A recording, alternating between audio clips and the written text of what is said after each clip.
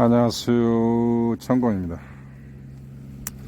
자, 오늘은요, 역시 저의 구독자님, 그리고 상담자님께서 저한테 늘 질문하시던 그 주제에 대해서 말씀을 드리겠습니다.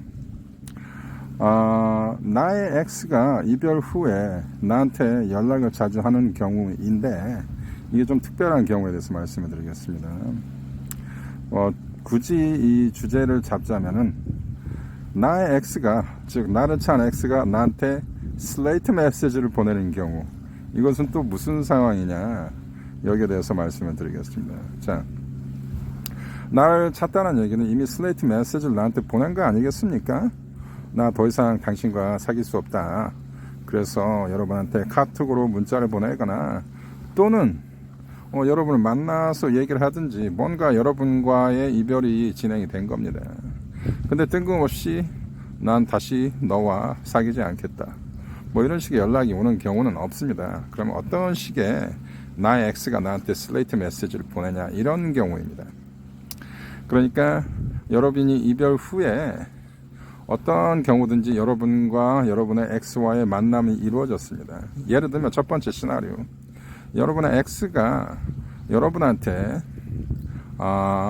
연락이 옵니다. 이게 재회의 연락이 아니라 한번 보자, 아니면은 뭐 그냥 갑자기 연락이 온 겁니다. 그럴 수도 있습니다.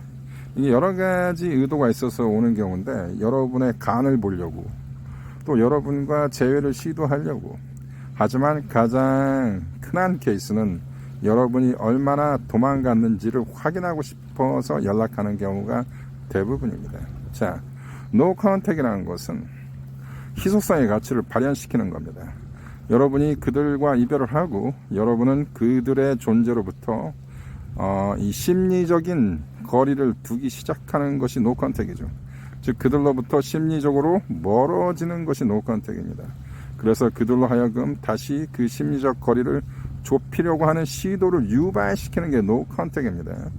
그런데 상당히 영약한 X들은 여러분이 노 컨택을 진행을 하면 여러분이 얼마 동안 멀리 도망을 갔는지 확인하고 싶어서 연락이 오는 경우도 있습니다. 자, 그래서 만남을 이루어집니다. 근데 그들이 어떤 특별한 재회의 시도는 없습니다. 여러분이 노 컨택을 진행을 하고 상대한테 연락이 왔을 때는 일단 의미 있는 것으로 받아들이고 여러분이 그 연락을 이니시에이트를 해서 반응을 보여줘야 합니다. 그래서 만나서 재밌는 시간도 가졌어. 그리고 여러분이 스스로 제가 코칭한 대로 여러분이 먼저 재회를 구걸하지도 않고 매우 쿨하고 매너 있게 행동을 잘 했습니다. 그래서 어느 정도 분위기를 끌어올려서 친밀감을 유대시키려는 노력을 해서 재회의 장을 만들어 보는 것도 기술인데, 그게 모든 사람들이 잘 할 수는 없어요. 그래서 그런 것을 잘 못하고 그냥 그렇게 수동적으로 끝날 수도 있습니다. 그거 역시 굉장히 잘한 것입니다. 그런데 이러한 어떤 대화와 만남의 장이 한번 있고 난 후에 여러분의 X한테 뜬금없이 연락이 옵니다. 그리고 슬레이트 메시지를 날립니다. 어찌고 저찌고 해서 나는 더 이상 너와 관계를 이니시에이트 할 수 없다. 자, 이러한 슬레이트 메시지를 받았을 때 여러분의 가슴이 굉장히 무너지고 슬프지만 이 상황을 좀 냉정히 분석해 볼 필요가 있습니다. 여러분이 만나자고 해서 만난 것도 아니고 그들이 만나자고 해서 만난 것이며, 여러분이 그들과의 만남을 통해서 재회를 요구한 것도 아니고 여러분이 뭐 어떤 것을 구걸한 것도 없습니다. 그런데 이들이 왜 이런 슬레이트 메시지를 보냈을까요?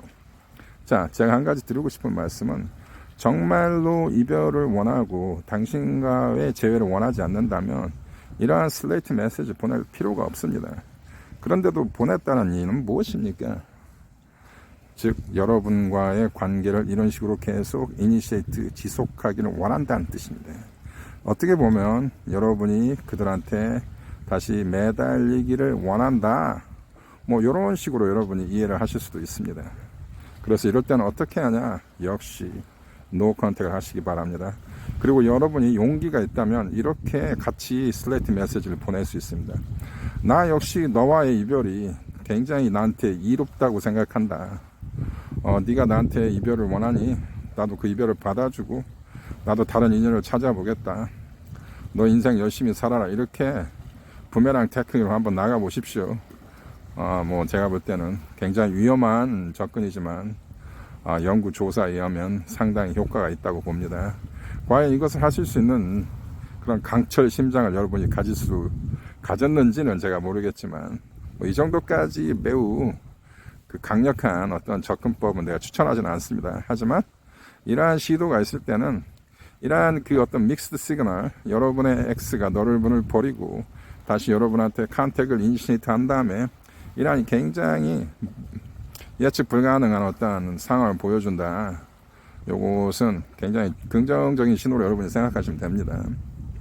자, 노컨택 아미 여러분, 계속 여러분 힘든 시간 잘 슬기롭게 견뎌나가시기 바랍니다. 감사합니다. 자, 이번 영상에서 제가 강조하고 싶고 주의를 주고 싶은 게 있습니다.